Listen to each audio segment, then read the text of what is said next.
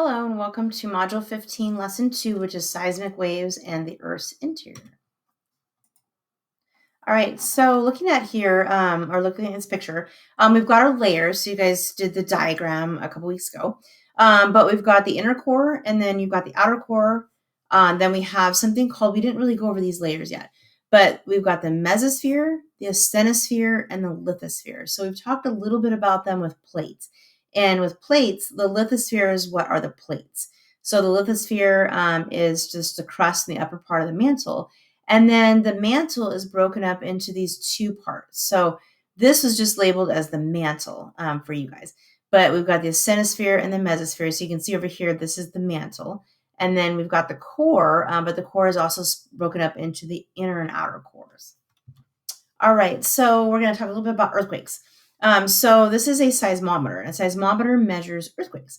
So here we can see there's an earthquake that has happened somewhere in the world. It doesn't have to be right next to the seismometer. But whenever there's an earthquake, it's detected on a seismometer. And that seismometer could be anywhere in the world, and it can detect an earthquake from even on the other side of the earth, which is kind of cool. All right, so this seismometer is anchored into the ground and it's anchored into the bedrock. And that's important because we don't want to measure like small things that are occurring in the land. We want to measure things that are occurring in the bedrock, which is going to be what's going to move if there's an earthquake on the other side of the earth or even close. So this is what a seismometer looks like. And so it's just detects the slightest movement of the ground. And it's usually hooked up to that paper and pin that we saw on the last slide. So it's hooked up to an instrument that reads and shows us this. All right, so here we have our different types of waves. So we have our P waves, we have our S waves, and we have our surface waves. So the P wave arrives first. So P stands for primary. So it arrives first, and then it takes a lull for a while. And this just depends on how far away it is. So this earthquake is probably pretty far away. The P waves move much faster. So the farther it is away, the farther the S wave will be from the P wave. And so the S wave stands for secondary. So it's a second wave to arrive. And these are body waves, meaning that they're inside the Earth's body. And then surface waves are what we feel. So we don't feel the P and the S waves. We only feel the surface waves. And so then you can see the surface waves are more intense because it's occurring on the surface. And that's what we would feel. All right, so looking at this, we'll get a little bit of experience with this this week, but this is a time travel or a travel time curve.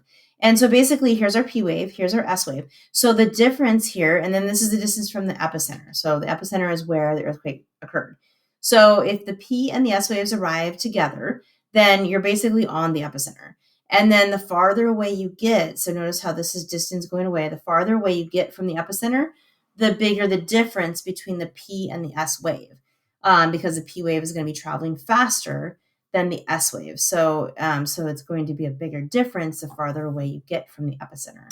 And that's how we can tell where the earthquakes occurred, is that we can figure out the distance that seismogram is from the epicenter.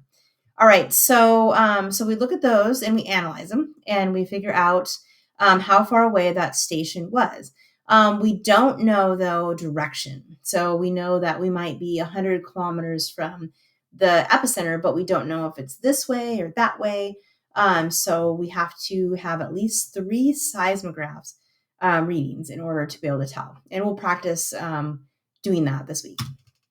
All right, so here we have the focus. So remember, the focus is where it occurs in the ground along the fault. And this is our footwall. Remember, it sticks out like a foot. And then this is our hanging wall. It hangs. So here's our epicenter. Here's our focus. And then the waves radiate in all directions. And where it first touches the surface is going to be directly above the focus, which is the epicenter. So the epicenter is what we're going to feel. It's not necessarily where the earthquake occurred, where it actually broke, but it's where we first feel it on Earth. So that's the epicenter. All right, and so when these P waves and these S waves travel through the Earth's surface, or through the ground, they change speed when they hit different types of material. So if it hits something that is solid or liquid, it speeds up or slows down. And so we can tell, remember how I said that we could tell the mantle, the outer core, the inner core, we can tell the depths and what those things are made out of based on earthquake waves? Well, this is how. So P waves and S waves travel through materials differently, and they speed up or slow down, and we can measure that and use a lot of math to figure out where all these different things are in the earth and what they're made out of. All right, so here is our seismograph readings. So the first one, this is a P and this is an S wave. So notice how the P waves are black in this case, the S waves are red. So here is the focus. This is where the earthquake occurred. And so if we have a seismograph over here, it can actually detect an earthquake that occurred way over here. But notice how these are the different materials. This is the mantle, this is the outer core, this is the inner core. So as the earthquake travels through the mantle, then once the S waves hit the outer core, they stop. And the reason they do that is because S waves can't move through liquid.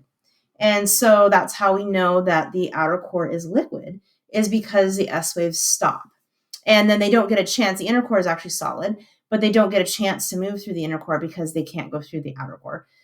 So if they could, though, the S waves would move through here because this is solid.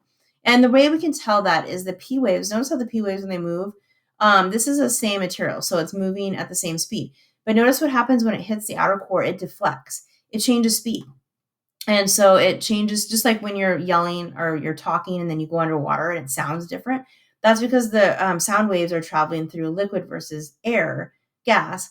And so it changes. And so it sounds really muffly and weird underwater. And that's just the same way that these waves do. So P waves are deflected and changed as they move through the outer core. Same thing with the inner core. And then they come out over here. So over here on this part of the earth, we would see both P and S waves. We'd see this. On seismograph 2, this would be somewhere in here. So notice how there's no waves. And that's because the P waves got deflected and the S waves stopped. So they find nothing. And then over here, 3, this would be over here. So they are only detecting P waves, not S waves. All right, so that's how we can tell what's in there. So you can see here it's showing the same thing. So here's the mantle. We can see the S waves moving through. They move slower or faster depending on what kind of crust there is up here. And then the S waves are going to stop, and that's because the outer core is liquid. P waves are going to slow down. So notice how they slow way down when they hit the water, or not the water, but the mantle. And then they tend to speed up as they move, and then as they hit the inner core, they change again, and that's because it's solid. And so we can tell what is in there, and we can also tell the depths based on the time it takes for it to travel. So it's pretty cool how we can use a lot of math and a lot of things about the earth to tell what's going on inside. All right, so like I said, those different waves move through different things, different materials at different speeds. And that's how we can tell how thick things are and what they're made out of inside the earth. So the upper mantle is mostly a mineral called peridotite, which is the thing on the left. So it's mainly made of olivine. So remember how I had said that the state rock is serpentine? And so serpentine is made from peridotite. And so serpentine is a very, it looks very like swirly green.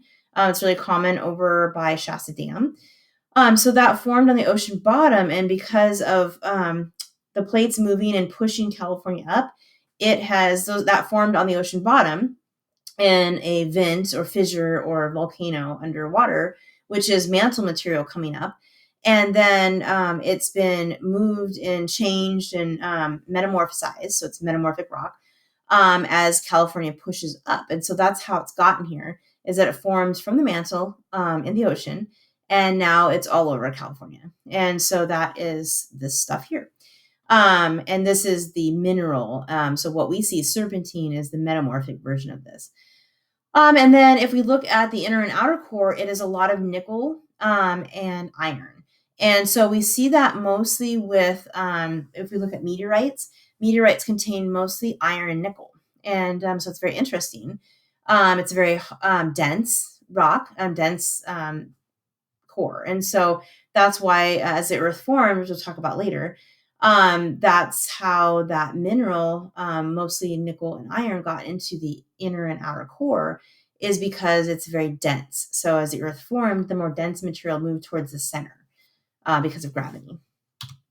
All right, so we look at those seismic waves, and we can tell different structures. We can see where the plate boundaries are actually by looking at earthquakes, and then also by looking at how they move.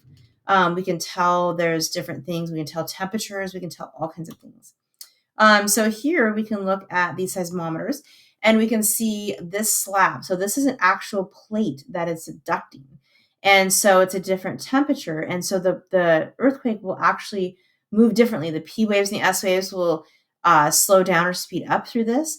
And so it's almost like an X-ray image. And we can see this is a subducting plate. And so we would see this anywhere where we have convergent plate boundaries. So that's kind of cool. All right, and that is it. And I will see you guys next time.